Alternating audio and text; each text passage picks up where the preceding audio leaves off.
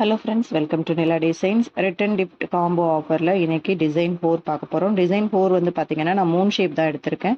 Moon ஷேப்பில் வந்து நீங்கள் என்ன வேணாலும் கொடுக்கலாம். பட் அலிகேட்டர் வந்து நம்ம கிட்ஸுக்காக ரெடி பண்ணுறதுனால, கிட்ஸ் கிளிப்ன்றதுனால நம்ம வந்து சிம்பிள் டிசைன்ஸ் கொடுத்தோன்னா தான் நீட்டாகவும் இருக்கும், பார்க்குறதுக்கு ஒர்க்கும் ஃபினிஷிங் பர்ஃபெக்டாக இருக்கும்.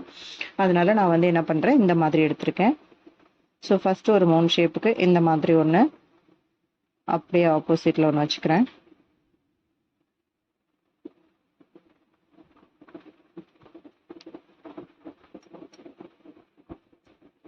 கரெக்டாக கிளிப்பு கவர் ஆகிற மாதிரி பண்ணோன்னாவே போதும்.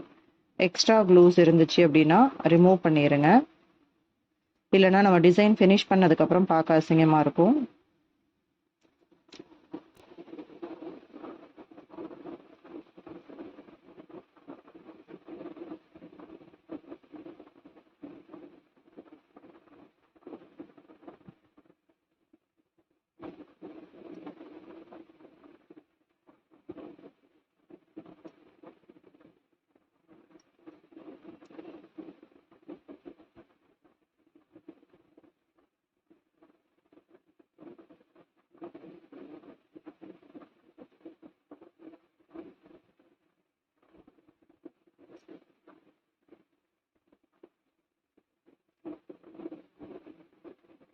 ஸ்டிக்கி பென் வந்து அந்த பவுச் குத்துது, அந்த இது வந்து குத்துறதுனால டக்குன்னு எடுக்க வர மாட்டேங்குது.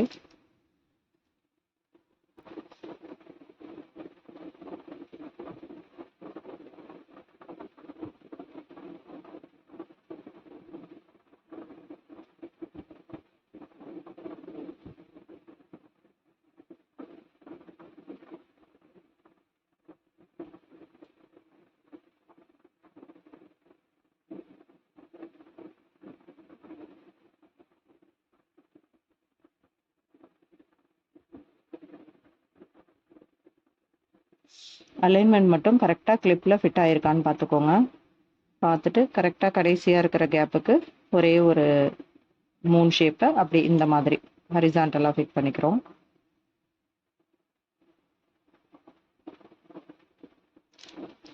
இப்போ இது மேலே வந்து லைட்டாக க்ளூ அப்ளை பண்ணால் போதும், ரொம்ப அப்ளை பண்ணணும்னு அவசியம் இல்லை. இந்த மாதிரி லைட்டாக அப்ளை பண்ணி விடுங்க. அதுமாதிரி க்ளூ வந்து எக்ஸ்ட்ராவும் வரக்கூடாது. வேணும்னா நீங்கள் B7000க்கு பதிலாக ஃபெவிக்ரைல் கூட யூஸ் பண்ணிக்கலாம்.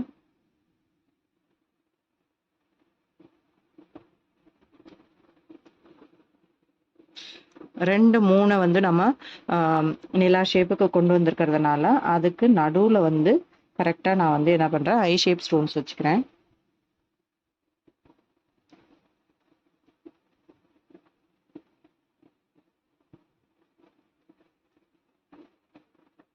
ரொம்ப முக்கியம் வந்து டிசைனில் நம்ம என்ன டிசைன் பண்ணாலும் சிம்பிள் அண்ட் நீட்டாக இருக்கணும்.